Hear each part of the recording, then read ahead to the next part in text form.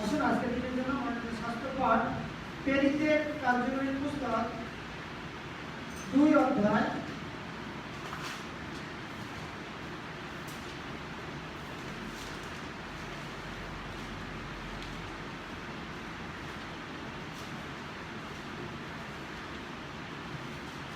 1 থেকে 13 পদ। প্রেরিতদের কার্যবলীর পুস্তক 2 অধ্যায় 1 থেকে 13 পদ। ঈশ্বরের বাক্যে লেখা আছে, যখন 50 সপ্তমী দিন উপস্থিত হলো, তারা সকলেই এক স্থানে সমবেত ছিলেন। হঠাৎই আকাশ থেকে প্রবল বায়ু প্রবাহের মতো একটি শব্দ ভেসে এলো এবং তারা যেখানে বসেছিলেন সেই গৃহের সর্বত্র ব্যক্ত হলো। তারা দেখতে পেলেন যেন জীবাকৃতির আগুন, যা অংশ অংশ হয়ে তাদের প্রত্যেকের উপরে প্রতিষ্ঠান করলো। আর তারা সবাই পবিত্র আত্মায় পরিপূর্ণ হলেন এবং আত্মা যেমন সক্ষমতা দিলেন, তারা অন্য অন্য ভাষায় কথা বলতে লাগলেন। সেই সময় আকাশের নিচে স্থিত সমস্ত দেশ থেকে ঈশ্বর ভয়শীল ইহুদিরা জেরুজালেমে প্রতিষ্ঠান করছিল। তারা যখন এই শব্দ শুনল, তারা হতচকিত হয়ে সেই স্থানে এসে ভিড় করল, কারণ তাদের মধ্যে প্রত্যেকেই তার নিজস্ব ভাষায় তাদের কথা বলতে শুনল। দারুণভাবে চমৎকৃত হয়ে তারা জিজ্ঞাসা করল, এই যে লোকেরা কথা বলছে, এরা সবাই কি গালিলীয় নয়? তাহলে কিভাবে আমাদের প্রত্যেকেই তার নিজস্ব জন্মদেশীয় ভাষায় এদের কথা বলতে শুনছি? পার্থীয়, মাদীয়, এলোমীয় এবং মেসোপটেমিয়া, জিহুদিয়া ও কাপ্পাদোকিয়া, পন্তু ও এশিয়ার অধিবাসীরা, ফ্রুগিয়া ও পাম্পুলিয়া, মিশর ও কুরিনের নিকটবর্তী লিবিয়ার অংশবিশেষ, রোম থেকে আগত পরিদর্শকেরা, ইহুদি ও ইহুদি ধর্মে ধর্মান্তরিত উভয়, তৃতীয় ও আরবীয়রা, আমরা শুনতে পাচ্ছি আমাদের নিজস্ব ভাষায় তারা ঈশ্বরের বিস্ময়কর কীর্তির কথা ঘোষণা করছে। চমৎকৃত ও হতভম্ব হয়ে তারা পরস্পরকে জিজ্ঞাসা করলো, এর অর্থ কি? কেউ কেউ অবশ্য তাদের পরিহাস করে বলল, এরা অত্যাধিক মিষ্টি দ্রাক্ষারস পান করেছে। এই প্রভুর বাক্য। আমিন। এসব আরো ভাষায় আছে।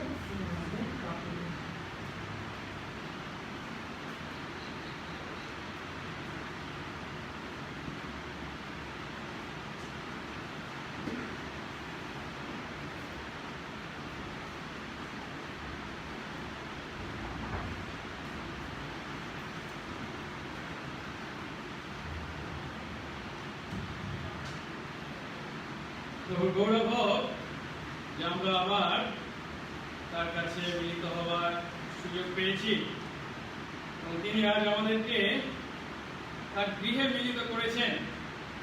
আমাদের অনেক দিনের প্রার্থনা ছিল যাতে আমরা আমাদের মণ্ডলী গৃহে মিলিত হতে পারি।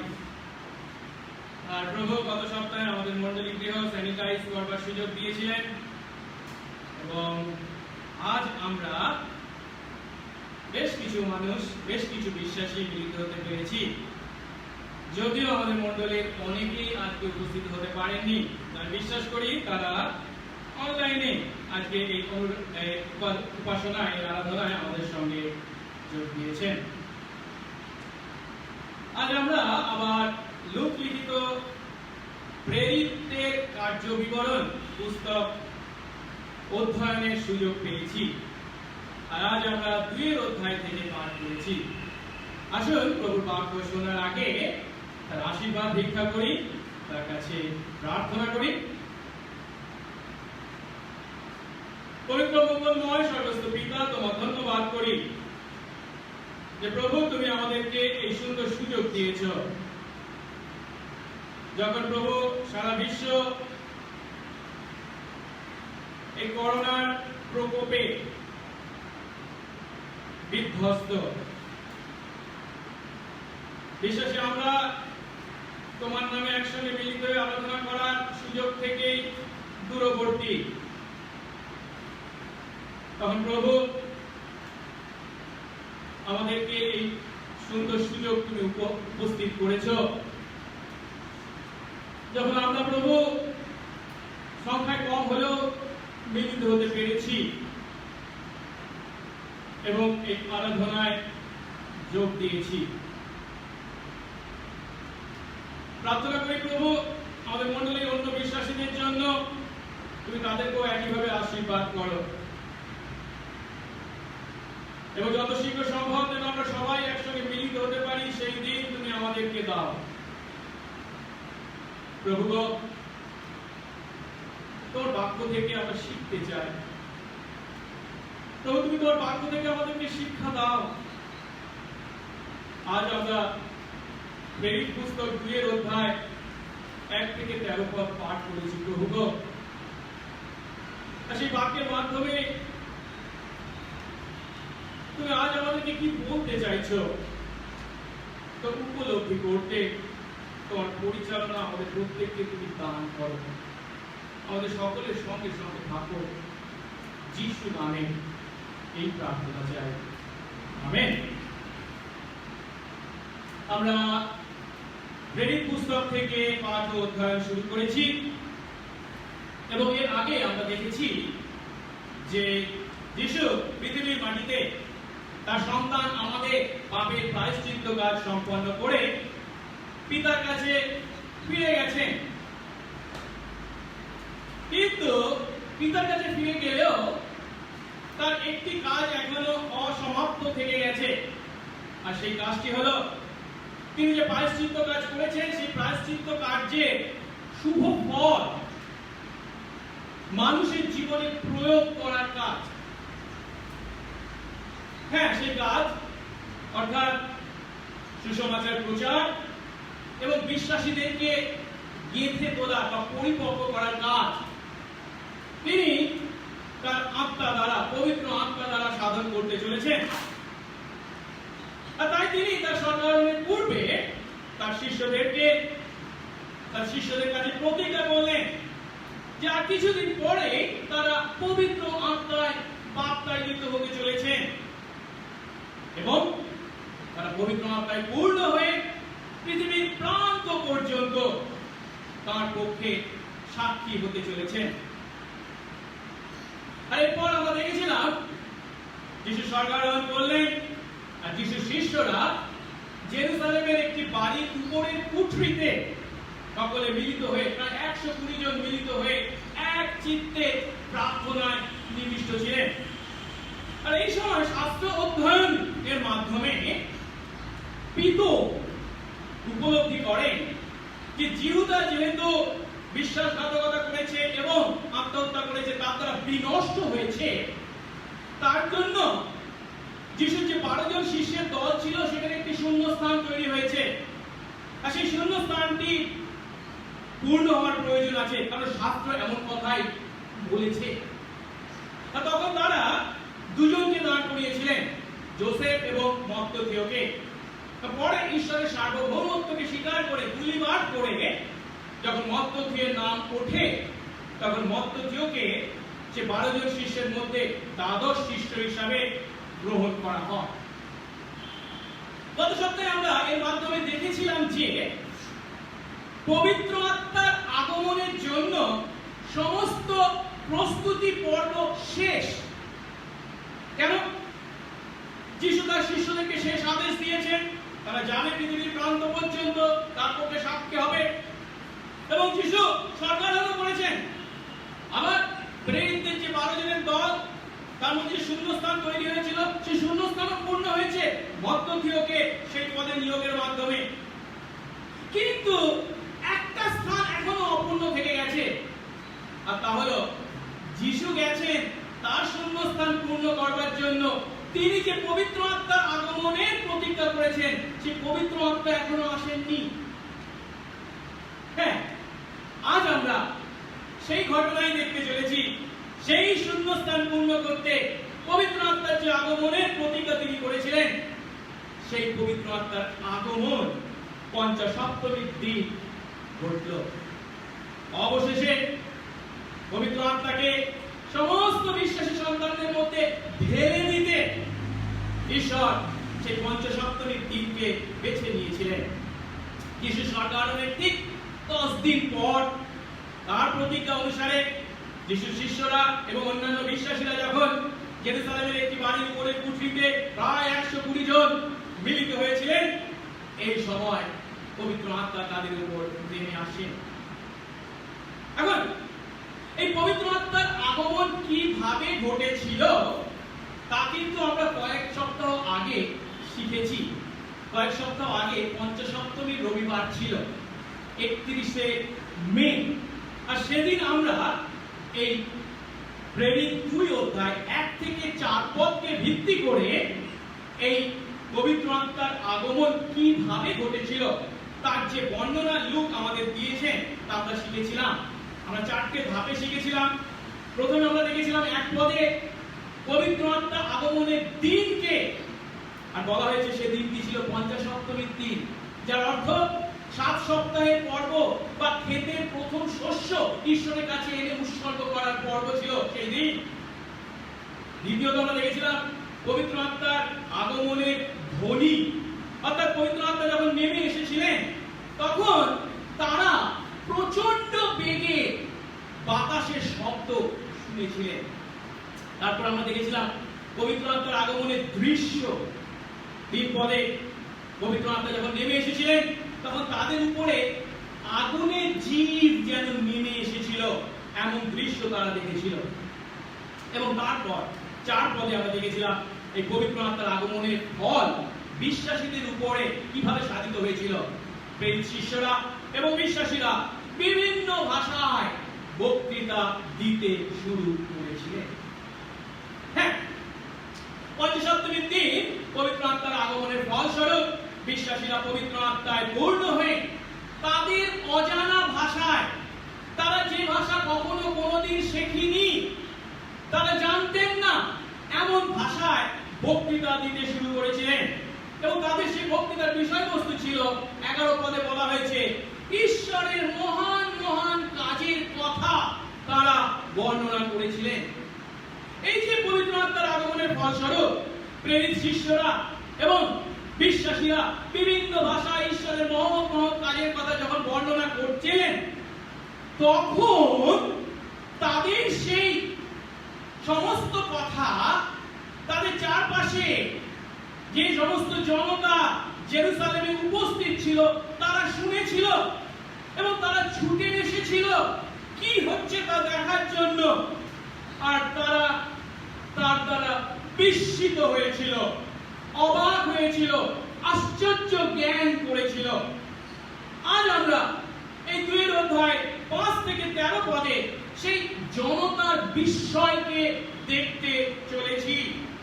পবিত্র আত্মার আগমনের ফলস্বরূপ ঈশ্বর সেই জনতার মধ্যে যে বিস্ময়কে তৈরি করেছিলেন, তারা যে বিস্মিত হয়েছিল এবং তার মাধ্যমে তিনি আজ আমাদেরকে এই পবিত্র আত্মার আগমনের যে তাৎপর্য শিক্ষা দিচ্ছেন তা আমরা 3টি ধাপে উপলব্ধি করব।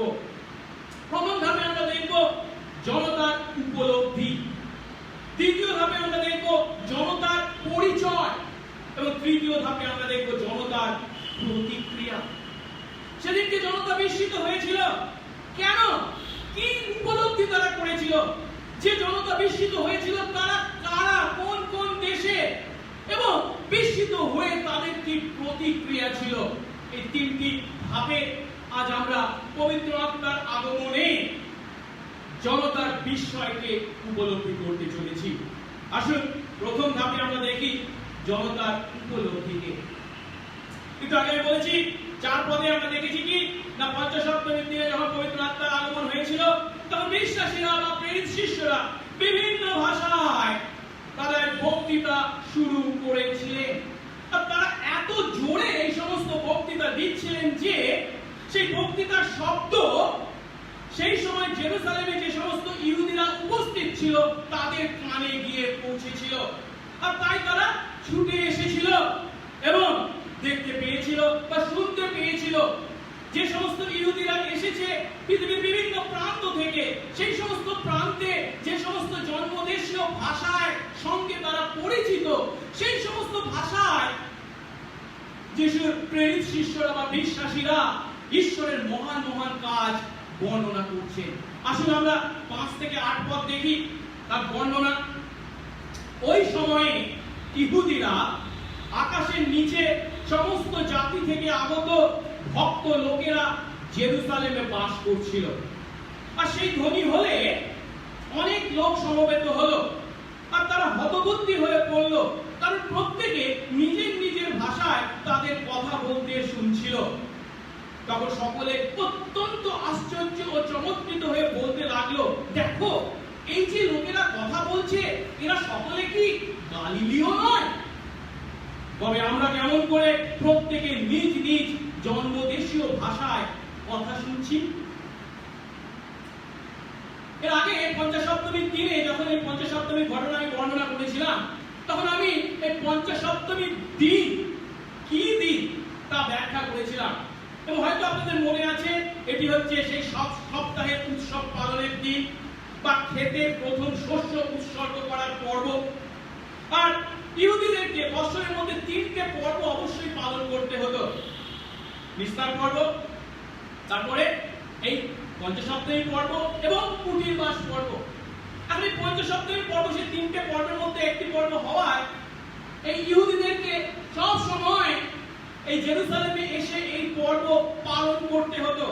ধরে নেওয়া হতো বা আশা করা হতো, যদি কোনো ইহুদি প্রাপ্তবয়স্ক পুরুষ হতেন, তাহলে অবশ্যই তাকে এই 3টির মধ্যে 3টি পর্বে তাদেরকে যোগদান করতে হতো।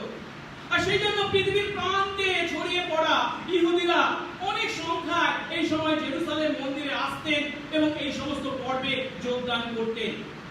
আর তাদের এই জেরুসালেমে আসাটা প্রয়োজন ছিল। তারা যেখানে যেখানে থাকতেন সেখানে তারা সেই পর্ব পালন করতে পারতেন না। তার কারণ এই 7 সপ্তাহের পর্ব সম্বন্ধে গণনা পুস্তক 28 অধ্যায় 26 পদে বলা হয়েছে, তখন তোমরা নিজেদের 7 সপ্তাহের উৎসবে সদাপ্রভুর উদ্দেশ্যে নতুন ভক্ষ নৈবেদ্য আনবে, তখন তোমাদের পবিত্র সভা হবে।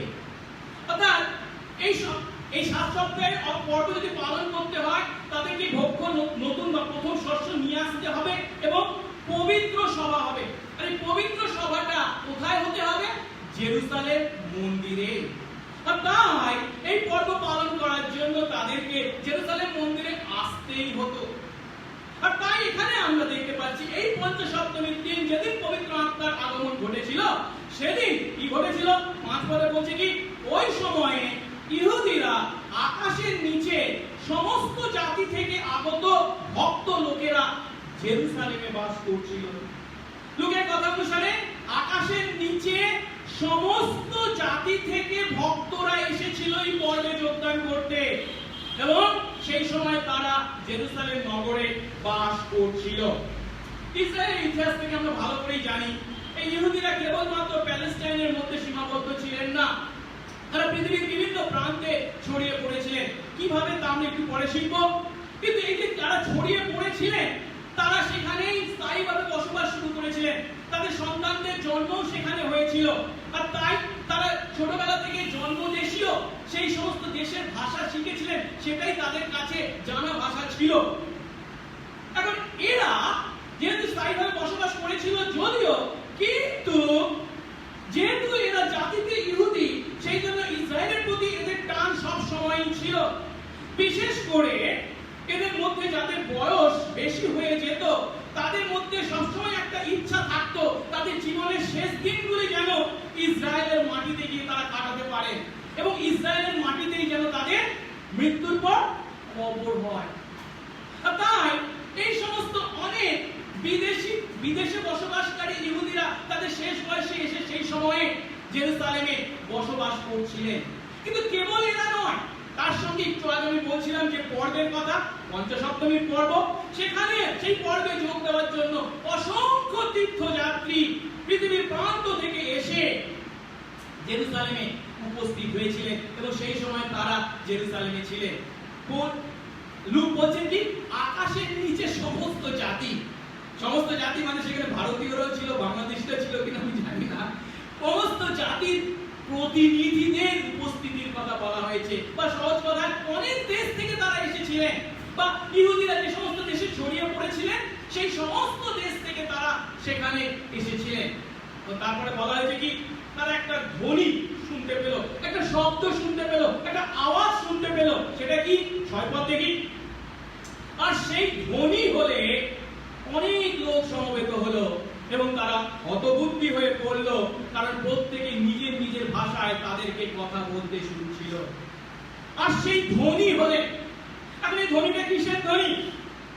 এই ধ্বনি হচ্ছে শিষ্যরা, এই শিষ্যরা বা বিশ্বাসীরা যখন পবিত্র আত্মায় পূর্ণ হয়ে বিভিন্ন ভাষায় ঈশ্বরের গৌরব করতে শুরু করেছে, এই যে ঈশ্বরের গৌরব করার ধ্বনি বা শব্দ বা আওয়াজ তা তারা শুনতে পেয়েছে। আর তাই কি হয়েছে, কেন হয়েছে, কিসের ধ্বনি তা শুনবার জন্য তারা সমবেত হয়েছে, অর্থাৎ এই শিষ্যদের কাছে বা বিশ্বাসীদের কাছে এসেছে। অনেক হয়তো মনে করতে পারি এই ধ্বনিটা হলো পবিত্র আত্মার আগমনের সময় যে প্রচন্ড বেগে বাতাস বইছিল তার শব্দ তো হতে পারে, কিন্তু না, তা নয়। তার কারণ হচ্ছে 6 পদের শেষের অংশে কি বলছে? তারা হতবুদ্ধি হয়ে পড়ল, কারণ প্রত্যেকে নিজের নিজের ভাষায় তাদের কথা বলতে শুনছিল। অর্থাৎ যে ধ্বনি তারা শুনেছে সেই ধ্বনিটা কিসের ধ্বনি? না, সেই প্রেরিত শিষ্য বা বিশ্বাসীদের দ্বারা বিভিন্ন ভাষায় ঈশ্বরের গৌরব কীর্তন করবার শব্দ বা ধ্বনি। এখন তারা এসেছে এবং তারা শুনছে কি না, এই শিষ্যরা বা এই বিশ্বাসীরা বিভিন্ন ভাষায় বা তাদের জন্মদেশীয় ভাষায় বা যে সমস্ত দেশ থেকে তারা এসেছে সেই সমস্ত দেশের ভাষায় ঈশ্বরের গৌরব কীর্তন করছে। তাদের ভাষায়, সেই সমস্ত জন্মদেশীয় ভাষা। এটা খুব গুরুত্বপূর্ণ বিষয়। কেন? যারা এসেছিল এই সমস্ত পরিদর্শকদেরকে আমরা দুভাগে ভাগ করতে পারি। একটা হচ্ছে ইসরায়েলের পূর্ব দিক থেকে যারা এসেছে, তারা সাধারণত কোন ভাষা জানতো? ইহুদি যেহেতু অরামীয় ভাষা জানতো। কিন্তু পশ্চিম দিক থেকে যারা এসেছে তারা সাধারণত কোন ভাষা জানতো? গ্রিক ভাষা। কারণ সেই সময় গ্রিক সংস্কৃতি পশ্চিম দিকটা প্রায় অধ্যুষিত হয়ে পড়েছিল। এখন যিশুর শিষ্যরা বা সেই সমস্ত বিশ্বাসীরা কি অরামীয় এবং গ্রিক জানতেন না? না না না না, এই দুটি ভাষা তারা ভালো মতোই জানতেন। তারা কিন্তু যখন ঈশ্বরের গৌরব করছেন অরামীয় এবং গ্রিক ভাষায় বলেননি, গৌরব করেননি। তারা কোন কোন ভাষায় বলেছে? সেই সমস্ত পরিদর্শকরা যে সমস্ত দেশ থেকে এসেছে তাদের দেশের আঞ্চলিক ভাষা বা তাদের সেই সমস্ত জন্মদেশীয় ভাষায়। 6 পদে তাই স্পষ্ট করে বলা হচ্ছে কি প্রত্যেকে নিজের নিজের ভাষায় তাদের কথা বলতে শুনছিল। শুধু 6 পদে নয়, 8 পদেও আমরা একই কথা দেখতে পাই। তবে কেমন করে প্রত্যেকে নিজ নিজ জন্মদেশীয় ভাষায় কথা শুনছি? নিজ নিজ জন্মদেশীয় ভাষায়। এটা অরামীয় নয়, এটা গ্রিক নয়, তারা যে যে দেশে জন্মগ্রহণ করেছে সেই সমস্ত দেশের ভাষা। 11 পদেও এই একই কথা বলা হয়েছে। 11 পদ যদি দেখি সেখানে স্পষ্ট করে কি বলা হয়েছে? এগিয়ে যাই। 11 পদ, আমাদের নিজ নিজ ভাষায় ওদেরকে ঈশ্বরের মহৎ মহৎ কাজের কথা বলতে শুনছি। অর্থাৎ স্পষ্ট যে তারা গ্রিক বা অরামীয় ভাষায় ঈশ্বরের গৌরব কীর্তন করেছে তা নয়, তারা শুনতে পাচ্ছে সেই সমস্ত আগত মানুষদের, ইহুদিদের জন্মদেশীয় ভাষায়। আর যখন তারা তাদের সেই সমস্ত আঞ্চলিক ভাষায়, তাদের জন্মদেশীয় ভাষায় তাদেরকে কথা বলতে শুনল, তখন তারা আশ্চর্যান্বিত হলো, তখন তারা চমৎকৃত হলো। 7-8 পদ দেখি। তখন সকলে অত্যন্ত আশ্চর্য ও চমৎকৃত হয়ে বলতে লাগলো, দেখো এই যে লোকেরা কথা বলছে এরা কি সকলে গালিলীয় নয়? তবে কেমন করে প্রত্যেকে আমরা নিজ নিজ জন্মদেশীয় ভাষায় কথা শুনছি? এরা কি গালিলীয় নয়? এখন তারা যারা এসেছে শুনতে পাচ্ছে বা দেখতে পাচ্ছে যে কিছু ইহুদি, কিছু গালিলীয়, কিছু শিষ্য বা বিশ্বাসী তারা বিভিন্ন ভাষায় ঈশ্বরের গৌরব কীর্তন করছে। এখন এটা কেন অবাক করার বিষয়? তার কারণ হচ্ছে এই যে বিভিন্ন ভাষায় কথা বলছে এরা কারা? গালিলীয়। এখন আমরা একটু ভালো করে বাস্তবটাকে বোঝবার চেষ্টা করি। যারা এসেছে আমি একটু আগে বলেছি কি তাদের কথা বলা হচ্ছে বিভিন্ন দেশে বা প্রান্তে ছড়িয়ে পড়া ইহুদিরা। এরা যে জেরুসালেমের স্থায়ী বাসিন্দা ছিল তা নয়। এখন তাহলে প্রশ্ন উঠবে, যারা এই বিভিন্ন ভাষায় ঈশ্বরের গৌরব করছে, এরা যে গালিলীয় এটা তারা বুঝতে পারলেন কি করে? তারা তো ইহুদি, এরাও ইহুদি, বুঝতে পারলেন কি করে? এখন গালিলীয়দের বুঝতে পারবার একটা বিশেষ উপায় ছিল, আর সেই উপায়টা হচ্ছে গালিলীয়দের কথার উচ্চারণ বা অ্যাকসেন্ট। এবার এমন একটা অ্যাকসেন্টে তারা কথা বলতেন, তাদের উচ্চারণের মধ্যে এমন একটা বিষয় ছিল বা বৈশিষ্ট্য ছিল যা দ্বারা বুঝতে পারত কি এ গালিল প্রদেশের লোক। এর উদাহরণ আমরা পিতরের মধ্যে দেখতে পাই। মনে পড়ছে নিশ্চয় যিশুকে তারা যখন ধরে নিয়ে গেছিল, তখন পিতর তার পিছনে পিছনে গিয়েছিলেন, ভালো কথা, যিশুকে তারা কি করে তা দেখবার জন্য। কিন্তু যখন অন্যদের সঙ্গে আগুন পোহাচ্ছিলেন পিতর, তখন কয়েকজন বুঝতে পেরেছিল পিতর একজন গালিলীয়। কেবল তাই নয়, যিশুর সঙ্গে ছিল বা যিশুর শিষ্য। কি করে বুঝতে পেরেছিল? কারণ তারা বলছে কি তুমি তো একজন গালিলীয়, কারণ তোমার উচ্চারণ, তোমার কথাই বলে দিচ্ছে তুমি একজন গালিলীয়। অর্থাৎ এই সমস্ত যিশুর শিষ্যরা বা বিশ্বাসীরা ঈশ্বরের গৌরব কীর্তন করছেন অন্যান্য ভাষায়, ঠিক কথা, কিন্তু সেই ভাষাতেও তাদের মধ্যে কি থেকে গেছে? তাদের গালিলীয় অ্যাকসেন্ট থেকে গেছে। আমরা ইন্ডিয়ানসরা হয়তো ইংরেজি খুব ভালো বলি, ভালো কথা, কিন্তু বিদেশে আমেরিকানদের কাছে বা অন্য দেশের লোকদের কাছে তারা যখন ইন্ডিয়ানদের ইংরেজি শোনে, তখন তার মধ্যে কি একটা পায় বেশি করে, একটা ইন্ডিয়ান অ্যাকসেন্ট থেকে যায়। আর যদি সাউথ ইন্ডিয়ান হন তো বলার কথা নয়। এই গালিলীয় লোকেরা হচ্ছে সাউথ ইন্ডিয়ানদের মতো ইংরেজির অ্যাকসেন্টের অধিকারী। আর তাই যারা এসেছে তারা বুঝতে পারছে এই সমস্ত লোকরা কারা, গালিলীয়। কিন্তু তারা যদিও গালিলীয়, তাদের কথার মধ্যে গালিলীয় টান আছে, ঠিক কথা, কিন্তু তারা পৃথিবীর বিভিন্ন ভাষায় কথা বলছে। আর এটাই হচ্ছে তাদেরকে অবাক করবার কারণ। কেন? এই গালিলীয়দের সম্বন্ধে ইসরায়েলীয়দের বা অন্য ইহুদিদের কি চিন্তা ছিল? বাইবেল আমাদেরকে কি বলে? বাইবেল আমাদেরকে যে শিক্ষা দেয় তা হলো, যারা জেরুসালেমে বসবাস করত, জেরুসালেম নগরের অধিবাসী, তারা নিজেদেরকে অভিজাত, শিক্ষিত এবং বিশেষ আভিজাত্যপূর্ণ মানুষ বলে নিজেদেরকে মনে করত। আর তারা তাদের তুলনায় গালিলের গ্রামে বসবাস করে সেই গ্রামবাসীদেরকে মূর্খ, অশিক্ষিত জ্ঞান করত। আমরা জানি, যদি যেমন 1 অধ্যায় দেখি, 1 অধ্যায় 45 পদ, যিশু দেখা পেয়েছেন যিশুর শিষ্য ফিলিপ, এবং তিনি মসিহ মোটামুটি তিনি উপলব্ধি করতে পেরেছেন। আর সেই কথা তিনি কাকে বলেছিলেন? নথনেলকে। কি বলছেন? আমি মসিহের দেখা পেয়েছি। তিনি হচ্ছেন নাসরতীয় যিশু। আর যেই বলেছেন নাসরতীয় যিশু, নাসরত মানে কি? গালিলের একটা গ্রাম। তখনই নথনেল কি বলেছেন? নাসরত থেকে কি উত্তম কিছু উৎপন্ন হতে পারে? ওই অজপাড়াকে অশিক্ষিত মূর্খের বাস যেখানে, সেখান থেকে কি উত্তম কিছু উৎপন্ন হতে পারে? একই কথা আমরা যোহানের সুসমাচারের আরেকটা জায়গায় পাই, 7 অধ্যায় 52 পদ। এখানে নিকোদিম যিশুর পক্ষ অবলম্বন করে বলেছিলেন, কারোর কথা না শুনে কিংবা কারোর বিষয় সঠিকভাবে সমস্ত কিছু না জেনে তার কি বিচার করা আমাদের উচিত? যিশুর বিষয়টা বল, যিশুর পক্ষে। তখন প্রধান যাজক এবং ফরিসীরা তাকে সমালোচনা করে কি বলেছিলেন? 7 অধ্যায় 52 পদে বলছে, তুমি কি গালিলের লোক? অনুসন্ধান করে দেখো, গালিল থেকে কোনো ভাওবাদী উদয় হয় না। অর্থাৎ এর থেকে আমরা স্পষ্ট বুঝতে পারছি কি, যে গালিলীয়রা অন্যদের দৃষ্টিতে বা চিন্তায় মূর্খ, অশিক্ষিত, যে গালিল থেকে উৎপন্ন হতে পারে না উত্তম কিছু, সেই গালিলীয়রা পৃথিবীর বিভিন্ন দেশের ভাষায় এবং সাধারণ হাউ আর ইউ, হ্যালো ইত্যাদি নয়, কিন্তু কি ঈশ্বরের মহৎ মহৎ কর্মের কথা বর্ণনা করছে। তখন তারা অবাক না হয়ে পারেনি, তখন তারা বিস্মিত না হয়ে পারেনি, তখন তারা উপলব্ধি করেছে যে ঈশ্বর এক অলৌকিক কাজ সাধন করেছেন। আর সেই অলৌকিক কাজটা কি? পবিত্র আত্মার আগমনের ফলস্বরূপ কেবল বিশেষ বিশেষ ব্যক্তিকে বা ঈশ্বরের দৃষ্টিতে যারা মহৎ বা মানুষের দৃষ্টিতে যারা মহৎ, ঈশ্বর যে কেবল তাদেরকেই ব্যবহার করেন তা নয়, ঈশ্বর অবশ্যই তার সুসমাচার প্রচারের জন্য পৌলের ন্যায় উচ্চ শিক্ষিত বুদ্ধিমান ব্যক্তিকে ব্যবহার করতে চলেছেন। ঠিক কথা,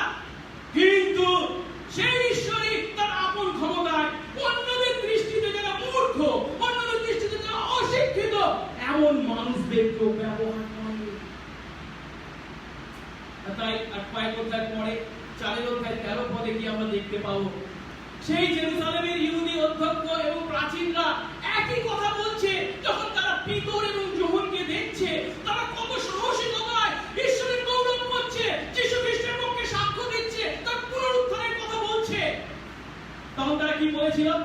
প্রেরিত 4:13 তখন পিতরের ও যোহনের সাহস দেখে এবং তারা যে অশিক্ষিত সামান্য লোক তা বুঝে তারা আশ্চর্য জ্ঞান করলেন।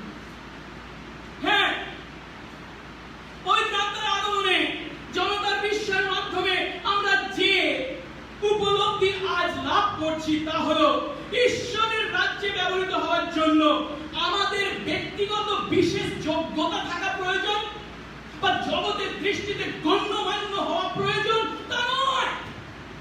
পরিবর্তে ঈশ্বরের রাজ্যে ব্যবহৃত হওয়ার জন্য ঈশ্বরের ইচ্ছা এবং আহ্বানই হচ্ছে যথেষ্ট।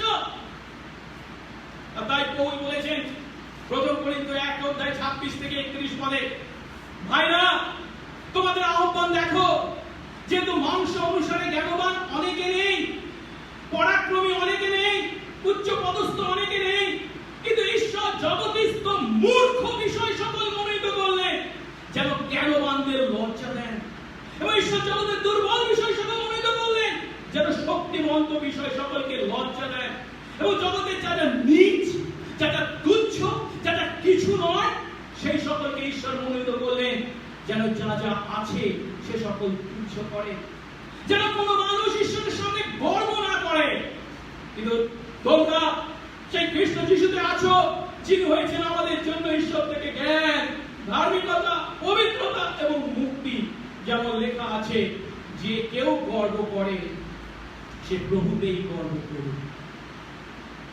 সেদিন যেমন জেরুজালেমে উপস্থিত ও পঞ্চসপ্তমীর পর্বে যোগদানকারী সেই সমস্ত ইহুদিরা উপলব্ধি করেছিলেন ঈশ্বর তার আপন ক্ষমতায় তার কথা সাধারণ মানুষদের মাধ্যমে মানুষদের কাছে পৌঁছে দিচ্ছেন। আজ কি আমরা সেই সত্য উপলব্ধি করেছি? আমরা যদি আজ সেই সত্য উপলব্ধি করে থাকি, তাহলে আমরা দুটো বিষয় করতে বাধ্য। প্রথমত, একদিকে প্রভুর কোন দাসকে আমরা তাদের জাগতিক যোগ্যতা দিয়ে বিচার করব না।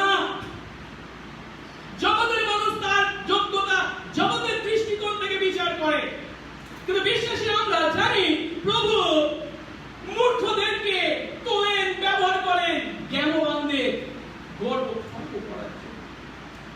তাই প্রভুর কোন দাসকে আমরা যেন তার জাগতিক যোগ্যতা দিয়ে বিচার না করি। দ্বিতীয়ত, আমাদের কোন অযোগ্যতা বা অশিক্ষা কখনো অজুহাত হিসেবে ব্যবহার করে আমরা নিজেদেরকে সুসমাচার প্রচার করা থেকে বিরত করতে পারি না। না আমি সেমিনারিতে যাইনি, না আমি অত ভালো বাইবেল জানি না, না আমার অত জ্ঞান নেই বলে আমরা সুসমাচার প্রচার থেকে নিজেদেরকে দূরে রাখতে পারি না। প্রভু আমাদের প্রত্যেককে দায়িত্ব দিয়েছেন, তিনি তার ক্ষমতায় আমাদেরকে ব্যবহার করবেন বলেছেন, করে চলেছেন, আমরা যেন তার হাতে ব্যবহৃত হই। আসলে এবারে আমরা সেই জনতার বিস্ময়ের দ্বিতীয় ধাপটি দেখি। যে জনতা বিস্মিত হয়েছিল তাদের পরিচয় সম্বন্ধে লূক আমাদের কি বলেছে। বিভিন্ন জাতি থেকে আগত ভক্তদের উপস্থিতির কথা উল্লেখ করার পর লূক সেই সমস্ত দেশের প্রতিনিধি হিসাবে বা সেই সমস্ত ভাষার প্রতিনিধি হিসাবে সেই সমস্ত জনতার মানুষদের সঙ্গে আমাদের পরিচয় করিয়ে দিয়েছে, কারণ তারা ছিল সেই সমস্ত দেশ, জাতি বা ভাষার প্রতিনিধি। আমরা পড়ি 9 এবং 10 পদ, কারা কারা সেখানে ছিলেন। লূক লিখেছেন পার্থীয়, মাদীয় ও এলোমীয় লোক এবং মেসোপটেমিয়া, জিহুদিয়া, কাপ্পাদোকিয়া, পন্ত ও এশিয়া, ফ্রুগিয়া ও পাম্ফুলিয়া, মিশর এবং লিবিয়া দেশস্থ কুলীনীয় নিকটবর্তী অঞ্চলবাসী ও প্রবাসকারী রোমীয়, কি ইহুদি ধর্মাবলম্বী লোক এবং ক্রিতীয় ও আরবীয় লোক যে আমরা। অর্থাৎ কোন কোন দেশের লোক সেখানে উপস্থিত ছিল তার লিস্ট বা তালিকা এখানে দেওয়া হয়েছে। এখন এই ধরনের ভৌগোলিক তালিকা আমরা অন্যান্য অনেক প্রাচীন সাহিত্য পেয়ে থাকি, কিন্তু এখানে লোক আমাদের কাছে যে সমস্ত দেশ ও জাতির তালিকা দিয়েছেন তা এই প্রেরিত পুস্তকের প্রেক্ষাপটে খুবই গুরুত্বপূর্ণ বা তাৎপর্যপূর্ণ। এবং এই তালিকায় যে সমস্ত দেশ ও জাতির নাম করা হয়েছে তারা বিশেষ বিশেষ বৈশিষ্ট্যের অধিকারী। কারণ এরপর আমরা প্রেরিতের পুস্তক যখন পাঠ করব পরবর্তী অধ্যায়গুলি তা উপলব্ধি করবার জন্য এই সমস্ত দেশ ও জাতির সম্বন্ধে সাধারণ জ্ঞান থাকাটা আমাদের প্রয়োজন। তাই আমি এখানে যে সমস্ত দেশ ও জাতির কথা বলা হয়েছে তাদের সঙ্গে একটা সহজ পরিচয় আপনাদের করিয়ে দিতে চাই। প্রথমত চারটি দেশ ও জাতির কথা বলা হয়েছে: পার্থীয়, মাদীয়, এলোমীয় ও মেসোপটেমিয়া। এই চারটে দেশ বা জাতির লোক হচ্ছে কারা? না, এরা হচ্ছে জিহুদিয়ার বা প্যালেস্টাইনের পূর্ব দিকে যারা বাস করত তাদেরকে এর দ্বারা নির্দেশ করা হয়েছে। আর এই সমস্ত অঞ্চলে যে সমস্ত ইহুদি বাস করত তারা প্রায় প্রত্যেকে অরামীয় ভাষায় কথা বলতো। এগুলি হলো সেই সমস্ত দেশ যেগুলিতে ইহুদিরা সর্বপ্রথম ছড়িয়ে পড়েছিল। কেন? ইসরায়েলের ইতিহাস থেকে আমরা জানতে পারি কি উত্তর ইসরায়েল প্রথমে অশরীয়দের দ্বারা আক্রান্ত হয়েছিল এবং বিধ্বস্ত হয়েছিল, আর তারা এই 10 বংশকে নির্বাসনে নিয়ে গিয়েছিল, এই অঞ্চলে তাদেরকে বসবাস করতে দিয়েছিল। এখন অনেকেই হয়তো মনে করে থাকি যে এই 10 বংশের মানুষরা যারা সেখানে বসবাস করতে শুরু করেছিল তাদের ইসরায়েলীয় পরিচিতি সম্পূর্ণভাবে তারা হারিয়ে ফেলেছিল। না, সেটা ঠিক নয়। তাদের মধ্যে ইসরায়েলীয় পরিচিত ছিল বলেই এখানে তাদেরকে আমরা ফিরে আসতে দেখছি। কিন্তু শুধু অশরীয়দের দ্বারা তারা এখানে নির্বাসিত হয়েছিল তা নয়, তারপরে নবুকদনেছর যখন দক্ষিণ জিহুদা আক্রমণ করে এবং তাদেরকেও বন্দী করে ব্যাবিলনে নিয়ে যায়, তখন এই জিহুদিয়ার পূর্ব প্রান্তে এই সমস্ত দেশে পার্থীয়, মাদীয়, এলোমীয়, মেসোপটেমিয়ায় ইহুদিদের বসবাসের বাসিন্দাদের সংখ্যা ক্রমশ বৃদ্ধি পায়। তারপরে অবশ্য পারস্যরাজ কোরস ঘোষণা করেছিলেন তোমাদের মধ্যে যারা নিজেদের দেশে ফিরে যেতে চাও ফিরে যেতে পারো, কিন্তু সকলেই যে ফিরে এসেছিল তা না, অনেকেই সেই সমস্ত দেশে বসবাস ক্রমশ করেছিল। তাদের কথাই বলা হয়েছে। এবং কেবল তাই নয়, তারপরেও অনেকে আবার প্যালেস্টাইন থেকে ব্যবসা বাণিজ্যের কারণে এই সমস্ত দেশে যাত্রা করেছিল। তাই বলা হয়ে থাকে সেই সময় প্রায় এই জিহুদিয়ার পূর্ব প্রান্তে অবস্থিত এই মাদীয়, পার্থীয়, এলোমীয় ও মেসোপটেমিয়ার দেশগুলিতে প্রায় 10 লক্ষেরও বেশি ইহুদি বসবাস করত। তারপরে আসুন দেশের কথা বলা হয়েছে, সেটা কি? জিহুদিয়া। কারণ জিহুদিয়া মানে আমরা ছোট্ট করে যে গালি জিহুদিয়া নিয়ে তৈরি সেই সময়কার প্যালেস্টাইন তাকে চিন্তা করলে ভুল হবে। এখানে জিহুদিয়া মানে দাউদের সময় বা রাজা সলোমনের সময় সেই মিশর থেকে ইউফ্রেটিস নদী পর্যন্ত বিরাট সাম্রাজ্যের যে অধিকারী হয়েছিল ইসরায়েল, সেই অংশকে বা সেই রাজত্বের দেশকে এখানে নির্দেশ করা হয়েছে। আর সেই জন্য সিরিয়ার নামটাকে আলাদা করে এখানে উল্লেখ করা হয়নি। তারপরে আসুন কয়েকটা দেশের কথা বলা হয়েছে: কাপ্পদোকিয়া, পন্ত, এশিয়া, তুরুকিয়া ও পাম্ফুলিয়া। এগুলি হচ্ছে এশিয়া মাইনরের বিভিন্ন দেশ। এশিয়া মাইনর মানে হচ্ছে বর্তমান তুরস্ক। আমি প্রভুর অনুগ্রহে ফেব্রুয়ারি মাসে টার্কিতে যাওয়ার সুযোগ পেয়েছিলাম এবং সেখানে দেখেছি ইহুদিরা যে সেখানে অনেক বছর আগে থেকেই বসবাস করছেন তার অনেক প্রত্নতাত্ত্বিক নিদর্শন থেকে সেখানে আছে। কেবল তাই না, প্রেরিত 13 থেকে 19 অধ্যায় যখন আমরা পাঠ করি সেখানে দেখতে পাই অনেক ইহুদিদের উপস্থিতি যে সেখানে ছিল তার নিদর্শন। তারপরে কয়েকটি দেশের কথা বলা হয়েছে: মিশর, লিবিয়া, কুরিনি। এগুলিতেও ইহুদিদের বসবাস অনেক পূর্ব থেকেই ছিল। 6ষ্ঠ খ্রিস্টপূর্বাব্দ থেকে, মানে যিশুর জন্মের 600 বছর আগের থেকে মিশরে এই ইহুদিরা বসবাস করছিল। বিশেষ করে মিশর যখন গ্রিকদের দ্বারা অধিকৃত হয়েছিল এবং আলেকজান্দ্রিয়া শহর বা নগর তৈরি করা হয়েছিল, তখন সেখান থেকে ইহুদিরা অনেকে বসবাস করত। একজন ফিলো নামে আলেকজান্দ্রিয়ার ইহুদি লেখক লিখেছেন যে 38 খ্রিস্টপূর্বাব্দের সময় সেই আলেকজান্দ্রিয়া শহরের চারপাশে প্রায় 10 লক্ষ ইহুদি বসবাস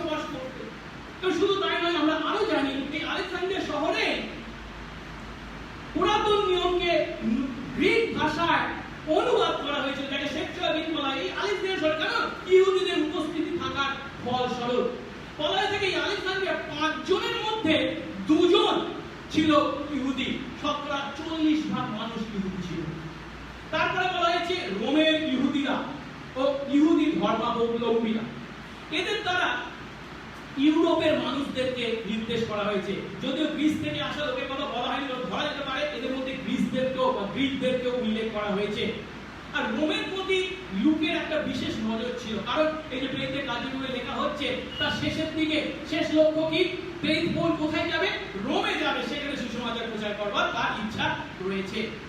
এখন যেটা আমরা উপলব্ধি করি সেটা হচ্ছে কি, যখন আমরা নতুন নিয়ম পাঠ করি তখন আমরা দেখতে পাই পৌল এই রোমের উদ্দেশ্যে চিঠি লিখেছিলেন, রোমের মণ্ডলীর বিশেষদের উদ্দেশ্যে। কিন্তু রোমের মণ্ডলীটা কিভাবে তৈরি হয়েছিল তার উৎপত্তি সম্বন্ধে কিন্তু আমাদের কিছু জানা নেই। তাই ধরা যেতে পারে এই পঞ্চম সপ্তমীর দিনে রোম থেকে যে সমস্ত ইহুদিরা এসেছিল তারা এই পিতরের প্রচারের মাধ্যমে যে সুসমাচার শুনেছিল, সেই সুসমাচার শুনে ফিরে গিয়ে রোমে হয়তো এই রোম মণ্ডলী স্থাপন করেছিল। আর আরো আমরা জানি যে খ্রিস্টপূর্ব 2য় শতাব্দী থেকেই রোমে অনেক ইহুদি কলোনি গড়ে উঠেছিল এবং 62 খ্রিস্টপূর্বাব্দে আরো অনেক ইহুদি রোমে গিয়েছিল। সেখানে 7খানা ইহুদিদের সমাজগৃহ ছিল এমন পাওয়া গেছে। আর যখনই খ্রিস্ট বিশ্বাসীরা সুসমাচার প্রচার করত, এই সমস্ত সমাজগৃহকে কেন্দ্র করে তারা সুসমাচার প্রচার করত। আর তাই 49 খ্রিস্টাব্দে, যিশু জন্মের পরে খ্রিস্টাব্দে যে ইহুদি বিদ্রোহ রোমে দেখা গিয়েছিল, তার ফলস্বরূপ যে সম্রাট ছিলেন ক্লাউডিয়াস, তিনি এই ইহুদিদেরকে রোম থেকে বিতাড়িত করেছিলেন। এর সঙ্গে আরেকটা বিষয় এটা বলা হয়েছে, রোমের কাজের সম্বন্ধে বলা হচ্ছে, বলছে ইহুদি, রোমের ইহুদিরা এবং ইহুদি ধর্মাবলম্বীরা দুটো পার্থক্য করা হয়েছে। রোমের ইহুদিরা মানে কি, জাতিতে ইহুদি কিন্তু রোমে বসবাস করে এমন ইহুদি। কিন্তু ইহুদি ধর্মাবলম্বী, রোমের ইহুদি ধর্মাবলম্বী মানেটা কি, যারা আসলে রোমীয় কিন্তু ইহুদি ধর্মে ধর্মান্তরিত হয়েছিল, তাদেরকে তার দ্বারা নির্দেশ করা হয়েছে। এখানে যে ইহুদি ধর্মাবলম্বী বলা হচ্ছে তাদের মানে সেই সমস্ত রোমীয়দের বা অইহুদিদেরকে নির্দেশ করা হয়েছে যারা ইহুদি বিধান পালন করতে রাজি হয়েছিল এবং ইহুদিদের সঙ্গে পূর্ণ সহভাগিতায় প্রবেশ করবার জন্য 3টি সংস্কার তারা পালন করত। এই 3টে সংস্কার মানে ইহুদি ধর্মে ধর্মান্তরিত হওয়ার জন্য তাকে 3টে সংস্কার পালন করতে হতো। পুরুষদের জন্য তচ্ছেদ 1 নম্বর, দ্বিতীয়টা ছিল কি, অন্য সাক্ষীদের সামনে সূচীকরণের জন্য বাপ্তিস্ম। কিন্তু বাপ্তিস্ম মানে আমাদের বাপ্তিস্ম থেকে আলাদা, একজন আরেকজনকে বাপ্তিস্ম দেওয়া হয়, এটা খ্রিস্টীয় বাপ্তিস্ম। কিন্তু এই বাপ্তিস্ম ইহুদিদের ধর্মান্তরের, সে নিজেই জল থেকে এক থেকে গিয়ে একদিকে উঠে যেত, জলের মধ্যে যেত, ডুব দিত এবং জল থেকে উঠে যেত, এটা আত্মবাপ্তিস্ম বলা হয়। এবং তৃতীয়ত, বাপ্তিস্ম গ্রহণ করার পর তাদেরকে ঈশ্বরের উদ্দেশ্যে বলি উৎসর্গ করা হতো। 3টে কাজ, তচ্ছেদ, আত্মবাপ্তিস্ম এবং বলি উৎসর্গ করা হতো। আর এই জন্যই রোমে যে সমস্ত ইহুদি ধর্মান্তরিত লোকদের কথা বলা হয়েছে তাদের মধ্যে পুরুষদের থেকে কাদের সংখ্যা বেশি ছিল? স্ত্রী লোকদের। কেন? ওই প্রথম যে শর্তটা রয়েছে না, তচ্ছেদ, এটা তো আর নারীদের করতে হতো না, স্ত্রীলোকদের করতে হতো না, তাই সহজেই তারা ধর্মান্তরিত হতো। কিন্তু পুরুষদের করতে অনেক দ্বিধা ছিল, কারণ সেই সময় রোমের বুকে অনেক কি বলে স্নানাগার ছিল যেখানে তাদের পুরুষদেরকে যেতে হতো এবং প্রায় পোশাকবিহীন অবস্থায়। আর সেখানে যদি তারা তাদের শরীরে সেই সমস্ত চিহ্ন দেখতে পেত, তারা অন্যদের দ্বারা তুচ্ছিকৃত হতো। আর সেই জন্য পুরুষরা তচ্ছেদ থেকে নিজেদেরকে দূরে রাখত। সেই জন্য সেই সমস্ত অইহুদিদের মধ্যে পুরুষরা যারা ইহুদি ধর্মকর্ম পালন করবার জন্য, বিধান পালন করবার জন্য ঠিক করেছে, মেনে নিয়েছে, কিন্তু তচ্ছেদ গ্রহণ করেনি, তাদেরকে কি বলা হতো? ঈশ্বর ভয়কারী, গড ফিয়ারার্স। এটা আমরা পাবো এফেসীয়দের কার্যক্রমের পুস্তকের পরবর্তী অংশে, কর্নেলিয়াসকে দেখতে পাবো, তাকে বলা হয়েছে ঈশ্বর ভয়কারী। হচ্ছে এমন ব্যক্তি ইহুদি ধর্মের বিধান বা নিয়ম কানুন মেনে নিয়েছে কিন্তু তচ্ছেদ গ্রহণ করেনি, এমন ব্যক্তি। যাই হোক, এছাড়া বলা হয়েছে কি, ক্রিতীয় এবং আরবীয়, এদের দ্বারা নবতীয় বা প্যালেস্টাইন এবং সিরিয়ার পূর্ব দিক থেকে এই লোহিত সাগর থেকে ইউফ্রেটিস নদী পর্যন্ত যে বিস্তীর্ণ অঞ্চল, তার সেই স্থানকে নির্দেশ করা হয়েছে। আর এর রাজধানী ছিল পেট্রা।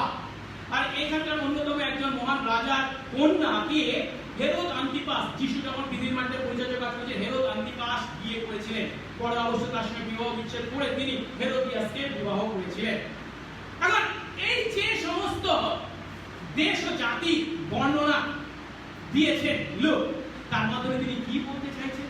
তার মাধ্যমে তিনি যে কথা বলতে চাইছেন, তখনকার দিনে একজন ইহুদির পক্ষে জানা পৃথিবী যা ছিল, অর্থাৎ সেই গ্রিক এবং রোমান সংস্কৃতি অধ্যুষিত দেশ বা জাতি, প্রত্যেকটা দেশ বা প্রত্যেকটা অঞ্চল থেকে প্রতিনিধিরা সেদিন সেখানে উপস্থিত ছিল।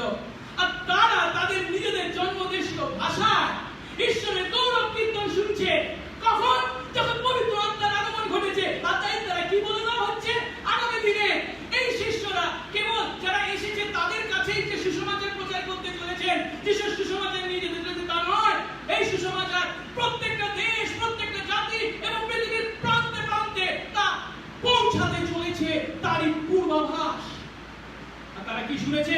একবার কথা বলছে কি, আমরা নিজ নিজ ভাষায় ওদেরকে ঈশ্বরের মহৎ মহৎ কাজের কথা বলতে শুনছি। অর্থাৎ সেই সমস্ত পরিদর্শক প্রেরিত শিষ্য বিশ্বাসীদের মুখ থেকে তাদের নিজেদের ভাষায় ঈশ্বরের মহৎ মহৎ কাজের কথা শুনতে পাচ্ছে। এখন এই সময় প্যালেস্টাইনের ইহুদি কর্তৃপক্ষরা শুধুমাত্র তাদের ভাষায় বা হিব্রু ভাষায় যে ঈশ্বরের আরাধনা করতে হবে তা নয়, তারা কয়েকটা বিষয়ে ছাড় দিয়েছিলেন। যেমন দ্বিতীয় বিবরণ 6:4 যেটাকে শেমা বলা হয়, হে ইসরায়েল শোনো, আমাদের ঈশ্বর সদাপ্রভু, একই সদাপ্রভু, ঈশ্বরের অদ্বিতীয়তার কথা স্বীকার করা হয়। এটা এই যারা আসতো বিভিন্ন দেশ থেকে, অন্যান্য দেশ থেকে ইহুদি, তারা তাদের নিজেদের ভাষায় এটা উচ্চারণ করতে পারত। কিংবা 8খানা আশীর্বাদের বিষয় তারা 18খানা আশীর্বাদের বিষয় তারা নিজেদের ভাষায় উচ্চারণ করতে পারত। এগুলো অনুমতি তাদেরকে দেওয়া হয়েছিল। আর সেই জন্য যখন বিভিন্ন পর্ব পালন করা হতো জেরুজালেম মন্দিরে এবং বিভিন্ন প্রান্ত থেকে ইহুদিরা আসতো, তারা বিভিন্ন ভাষায় এই সমস্ত বাইবেলের বাক্য বা ঈশ্বরের বাক্যকে বা ঈশ্বরের আরাধনাকে বিভিন্ন ভাষায় করতে পারতো। এটা যে কখনো বাধা দেওয়া হলো, বারণ করা ছিল কিংবা হিব্রু ভাষায় করতে হবে তা নয়, এই সমস্ত বিষয়ে কয়েকটা ছাড় ছিল। সেজন্য যখন এই সময় বিশ্বাসীরা বা এই প্রেরিত শিষ্যরা বিভিন্ন ভাষায় কথা বলছিল, এটা তাদের কাছে খুব একটা যে আশ্চর্যজনক বিষয় ছিল তা নয়, কারণ তাদেরকে অনুমতি দেওয়া হয়েছিল বিভিন্ন ভাষায় ওই সমস্ত বিষয়গুলো করা যেতে পারে। কিন্তু যে কারণে তারা আশ্চর্যান্বিত হয়েছে বা অবাক হয়েছে সেটা কি, কারা তাদের মুখ দিয়ে এই সমস্ত কথা বলছে? ওই সমস্ত বিভিন্ন প্রান্ত থেকে আসা জন্মদেশীয় ভাষায় যারা কথা বলে তারা নয়, গালিলের সাধারণ মানুষ, অশিক্ষিত মূর্খ মানুষ, পিছিয়ে পড়া মানুষ, সাধারণ মানুষ, তাদের মুখ থেকে তারা সেই সমস্ত ভাষায় ঈশ্বরের গৌরব কীর্তন শুনে অবাক হয়েছে। আর এই ঘটনাকে আমরা কার সাথে তুলনা করতে পারি? ব্যাবিলের ভাষাভেদের ঘটনার সঙ্গে। ব্যাবিলে যে ঘটনা ঘটেছিল, এখানে ঠিক তার বিপরীত ঘটনা ঘটেছে। ব্যাবিল অর্থাৎ আদিপুস্তক 11 অধ্যায় কি ঘটনা ঘটেছিল? জগৎ গর্ব করে স্বর্গে পৌঁছাতে চেয়েছিল। আর এই পঞ্চসপ্তমীর দিনে কি ঘটনা ঘটেছে? স্বর্গ নম্রতার সঙ্গে পৃথিবীতে নেমে এসেছে, পবিত্র আত্মা নেমে এসেছে। আদিপুস্তক 11 অধ্যায়ে আমরা দেখতে পাই বাবিলের ভাষাভেদের পর মানব জাতি যে একে অন্য থেকে পৃথকীকৃত হয়েছিল। ভাষাভেদ যখন হলো, কিন্তু বুঝতে পারছেন তখন কি তারা পৃথিবীর সর্বত্র ছিন্ন ভিন্ন হয়ে পড়েছিল। কিন্তু পঞ্চসপ্তমীর দিনের এই ঘটনার মাধ্যমে আগামী দিনে যীশু খ্রিস্টের যে নতুন মানব জাতি তৈরি হতে চলেছে, তারা যে একত্রিত ঐক্যবদ্ধ, তার পূর্বাভাস এখানে তুলে ধরা হয়েছে। পঞ্চসপ্তমীর দিনটা ঘটেছিল, তাই আমরা তাকে প্রায় ব্যাবিলের ঘটনার বিপরীত ঘটনা হিসাবে বর্ণনা করতে পারি। বাবিলে কি হয়েছিল? সে ভাষাভেদের কারণে তারা ছিন্ন ভিন্ন হয়ে পড়েছিল, তারা বিভিন্ন জায়গায় ছড়িয়ে পড়েছিল। আর পঞ্চসপ্তমী বা অন্যান্য পর্বের দিনে কি ঘটনা, তার ঠিক বিপরীত। কি হতো? বিভিন্ন দেশ থেকে সেই সমস্ত দেশের মানুষরা জেরুজালেমে এসে মিলিত হতো, ঈশ্বর আরাধনা করত। কিন্তু সেখানে শেষ নয়, এই পঞ্চসপ্তমীর দিনে আরো কি ঘটলো? এই দিন থেকে লোকদের আর ঈশ্বর আরাধনার জন্য এক জায়গায় মিলিত হওয়া বা একটা নির্দিষ্ট ভাষায় ঈশ্বরের আরাধনা করার প্রয়োজন নেই। এখন থেকে তারা কি পারবে?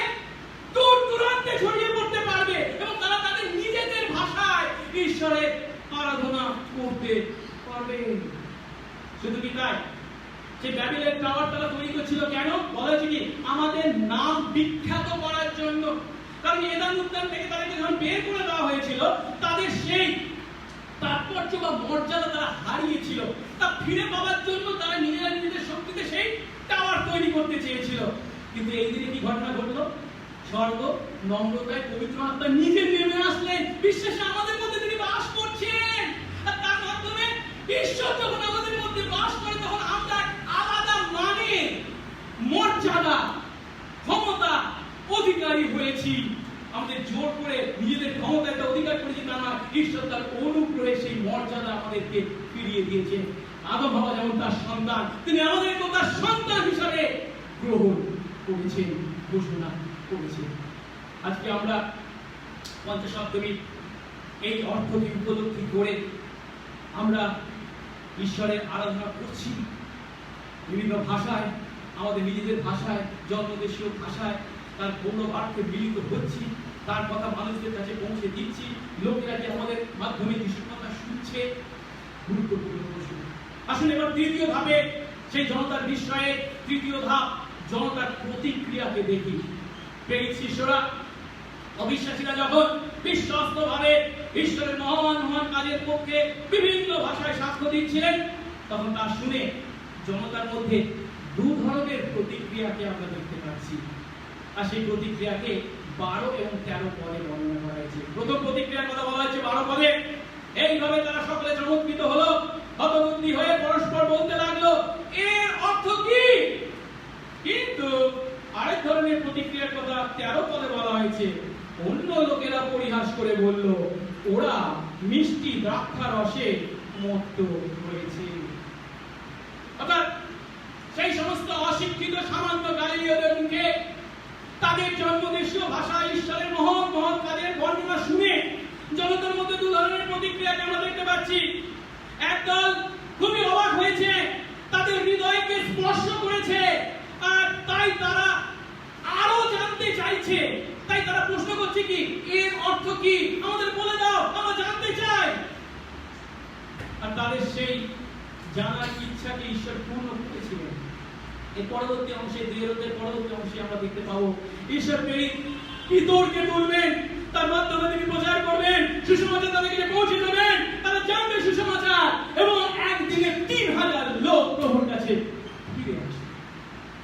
কিন্তু যা সব সময় ঘটে থাকে, ঐশ্বরিক সত্য যখন মানুষের কাছে উপস্থাপিত করা হয়, তখন কিছু লোক যদিও গ্রহণ করে, অন্যরা বর্জন করে, তার ভুল ব্যাখ্যা করে। এখানেও তাই হয়েছে, এখানেও তার ব্যতিক্রম হয়নি। অন্যরা সেই বার্তা বর্জন করে, তারা পরিহাস করে বলছে কি, ও তারা বড্ড বেশি দ্রাক্ষা রস পান করে মাতলামি করছে। তাদের কথায় আমরা সেই ইহুদি ফরিসীদের কথাকে পুনরাবৃত্ত হতে দেখতে পাচ্ছি। আমরা জানি যিশুর প্রতি ফরিসীদের ব্যবহার। যিশু যখন নিজেকে মশীহ হিসেবে তাদের কাছে উপস্থাপিত করেছিলেন এবং বিভিন্ন অলৌকিক কাজের দ্বারা তাদেরকে দেখিয়ে দিচ্ছেন, হ্যাঁ আমি সেই প্রতিজ্ঞিত মশীহ, তখন ইহুদি ফরিসীরা, অধ্যক্ষরা কি বলেছিল? হ্যাঁ, ভূতদের অধিপতি বেলজেবুলের দ্বারাই ও এই সমস্ত করছে। অর্থাৎ পরিহাসকারীরা সব সময় ঈশ্বরের কাজকে অস্বীকার করে। তারা এই শিষ্য বিশ্বাসীদের দ্বারা বিভিন্ন ভাষায় ঈশ্বরের গৌরব কীর্তনকে কার সঙ্গে তুলনা করেছে? মদ খেয়ে মাতালের বাচালতার সঙ্গে। সুসমাচার প্রচারের পথে এই যে বিরোধিতা শুরু হয়েছে, এই বিরোধিতা ক্রমশ থাকবে, আরো বৃদ্ধি পাবে। আজও তা আছে, বৃদ্ধি পেয়ে চলেছে। কিন্তু তাই বলে কি ঈশ্বর যে কাজ শুরু করেছে তাকে কি তারা প্রতিহত করতে পারেন না? ঈশ্বরের কাজকে কখনোই মানুষ প্রতিহত করতে পারে না। ঈশ্বরের কাজ আরো এগিয়ে চলবে এবং তারই ফলস্বরূপ আজ আমরা সেই ঈশ্বরের বাক্যের সঙ্গে পরিচিত হয়েছি, তার সন্তান হয়েছি, সেই বাক্য আমাদের কাছে এসেছে। পঞ্চসপ্তমীর দিনে পবিত্র আত্মার আগমনে জনতার উপলব্ধিকে আমরা দেখলাম, সেই জনতার পরিচয় আমরা দেখলাম এবং প্রতিক্রিয়াকে আমরা দেখলাম। যার মধ্যে উপলব্ধি করলাম তারা সেদিন বিস্মিত হয়েছিল। আর আমরা আরো উপলব্ধি করলাম যে এর দ্বারা পবিত্র আত্মায় ঐক্যবদ্ধতাকে তুলে ধরা হয়েছে। এই পবিত্র আত্মায় বিশ্বাসী আমাদের ঐক্যবদ্ধতা কেমন? জাতিগত, রাষ্ট্রগত, ভাষাগত কোনো বাধা বা দেওয়াল সেখানে থাকতে পারে না। লোক এখানে স্পষ্টভাবে সেই জনতার মধ্যে বিভিন্ন মানুষের উপস্থিতির উপর জোর দিয়েছেন। কেন? তার মাধ্যমে তিনি দেখাচ্ছেন যে পৃথিবীর প্রায় সমস্ত জাতির প্রতিনিধিরা সেখানে উপস্থিত ছিল। এই প্রতিনিধিদের উপস্থিতির কথা কেন আমরা বলছি?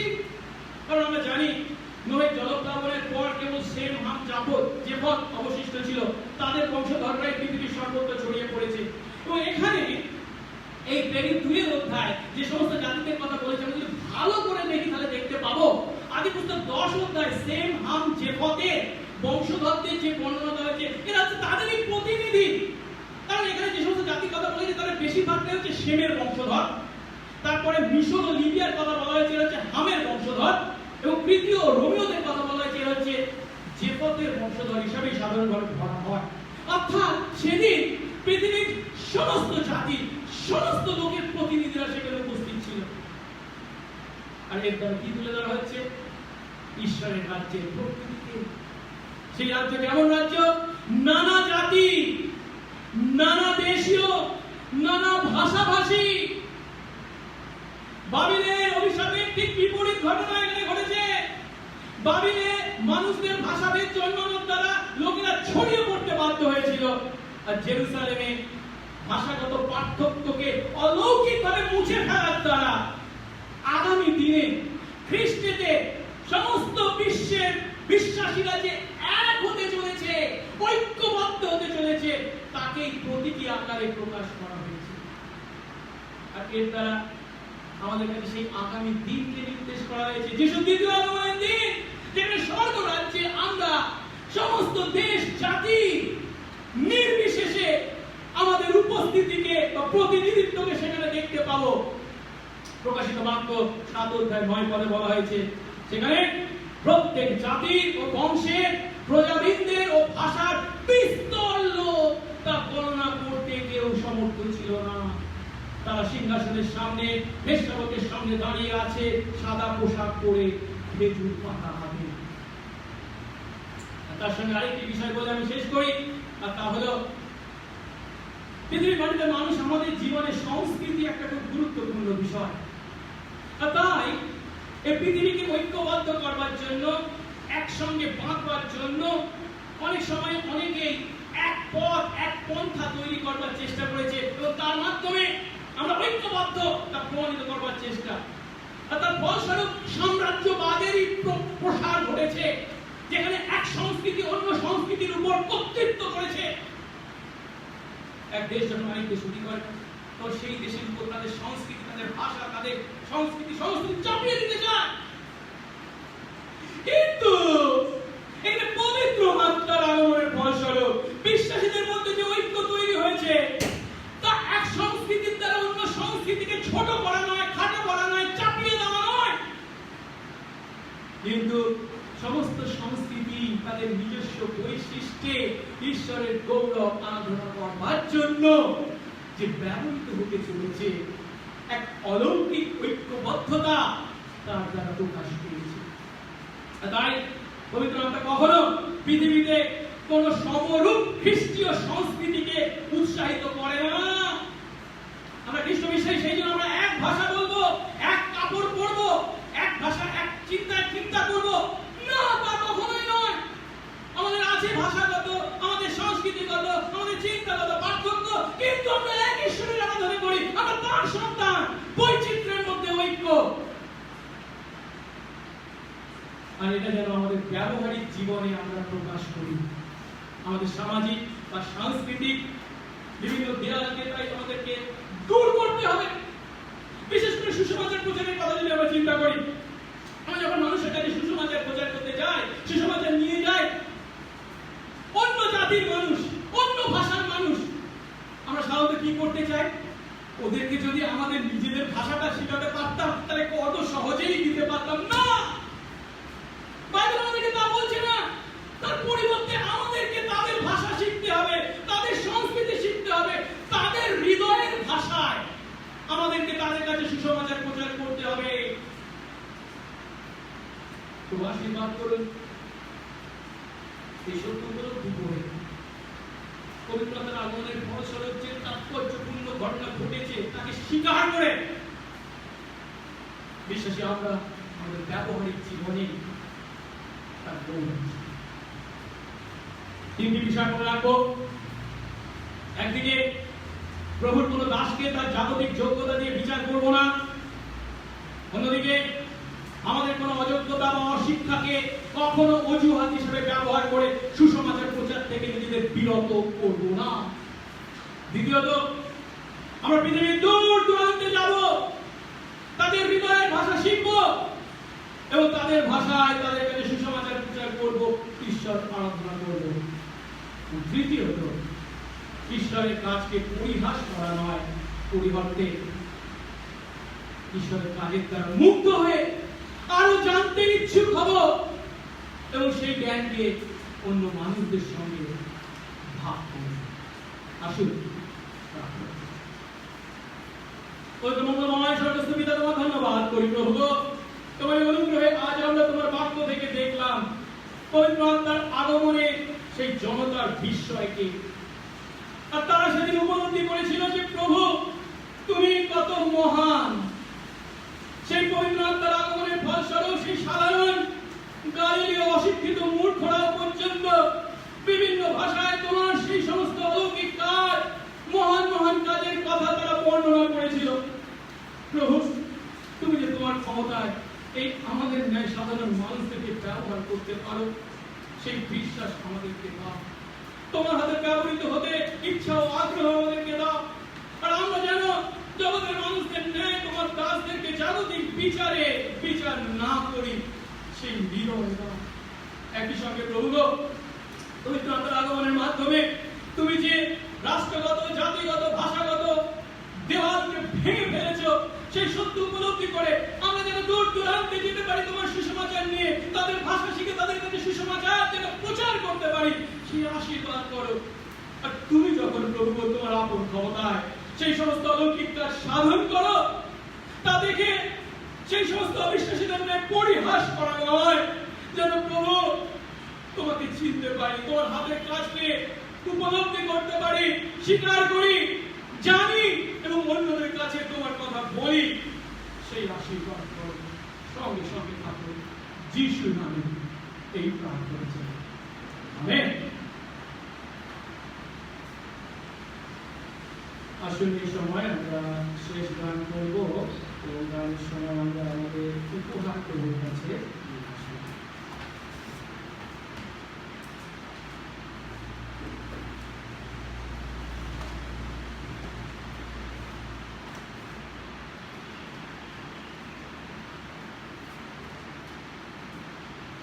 আমরা গান করব আমাদের গান বইয়ের পেজ নাম্বার 216। ঈশ্বর ডাকে সাড়া দিয়ে যে কোনো স্থানে যেতে পারে। ঈশ্বর ডাকে সাড়া দিয়ে সর্বস্থানে যেতে পারি। দুঃখ কষ্টের মধ্যে যাব, প্রভুর বল স্মরণ করব। বাধা দিলে কেউ পারে না, মৃত্যুর যে সাধ্য নাই।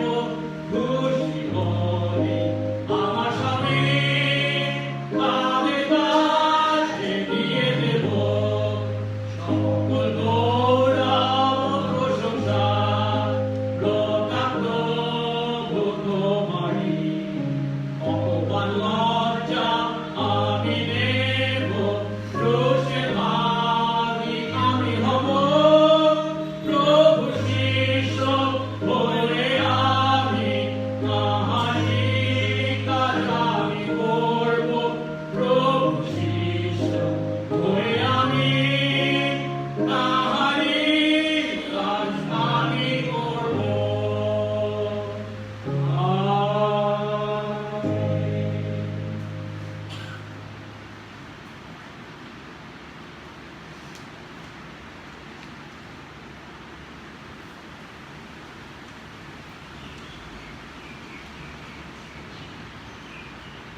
আসুন প্রভুর কাছে প্রার্থনা করি, আমাদের প্রাণ প্রভুর কাছে উৎসর্গ করি। মঙ্গলময় স্বর্গস্থ পিতা, তোমার ধন্যবাদ করি প্রভু, তোমারই অনুগ্রহে তোমার চরণ তলে মিলিত আমরা তোমার আরাধনা করার এই সুযোগ পেলাম। শারীরিকভাবে উপস্থিত আমাদের সংখ্যা যদিও কম, বিশ্বাস করি আমাদের মণ্ডলে অনেক বিশ্বাসী অনলাইনেও আমাদের সঙ্গে যোগদান করেছে। প্রভু, তুমি আমাদেরকে প্রত্যেককে প্রচুর আশীর্বাদ করেছো। তোমার অনুগ্রহে বেঁচে আছি, সুস্থ সবল আছি এবং তোমার আরাধনা করার সুযোগ পেয়েছি। আশীর্বাদ করো প্রভু গো, আমাদের জীবনের দ্বারা আরো বেশি করে যেন তোমার গৌরব করতে পারে। তাই তো প্রভু তোমার কাছে এসেছি কৃতজ্ঞ হৃদয়ে। ও প্রভু গো, তোমার কাছে আমাদের সেই সমস্ত উপহার এনেছি যার মালিক তুমি। তোমার জিনিস তোমার কাছে এনেছি, এর মধ্যে শ্লাঘা বা গর্ব করার কিছু নেই। ও প্রভু গো, তুমি উচ্চীকৃত ও গৌরবান্বিত হও। তোমার রাজ্য ধার্মিকতার কাজে তুমি ব্যবহার করো, সঙ্গে সঙ্গে থাকো। যিশু নামে এই প্রার্থনা চাই, আমেন। এক্ষণে আমাদের একমাত্র ত্রাণকর্তা প্রভু যীশু খ্রিস্টের অপার অনুগ্রহ, পিতা ঈশ্বরের অসীম প্রেম, পবিত্র আত্মার শান্তি, সহভাগিতা ও আনন্দ বিশ্বাসে আমাদের প্রতি এবং এই অঞ্চলে প্রভুর মনোনীত প্রত্যেকটি আত্মার প্রতি এবং অনলাইনে আরাধনাকারী প্রত্যেক বিশ্বাসীর প্রতি এখন থেকে অনন্তকাল পর্যন্ত বিরাজিত হোক, আমেন।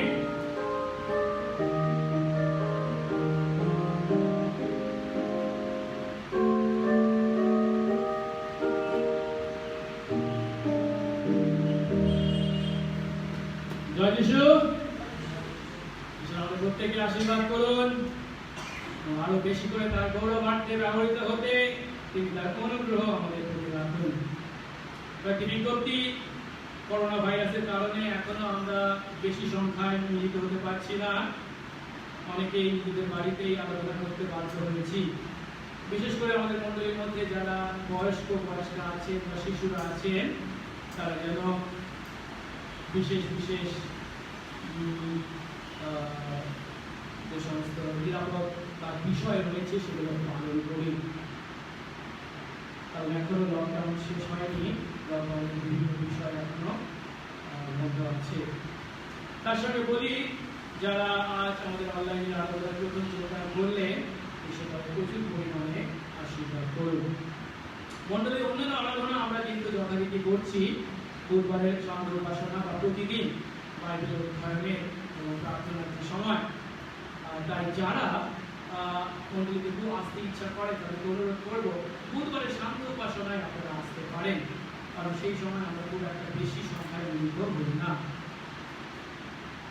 তার সঙ্গে যারা মণ্ডলীর বয়স্ক উপাসনা আছেন, শিশু আছেন, তাদের জন্য বিশেষ প্রার্থনা করব এবং আমাদের কোরিয়াতে যে চার্চ আছে তাদের জন্য প্রার্থনা করব।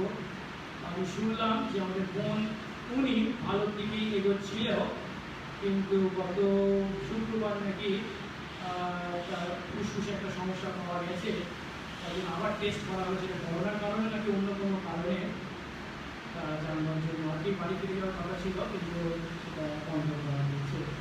প্রার্থনা করবো ক্রমশ, সে শুধু নয় আরও যারা রয়েছে প্রত্যেককে সুস্থ সবলভাবে পুনরায় আমাদেরকে মিলিত করে, সেই দিন শীঘ্র আসে। জয় যিশু।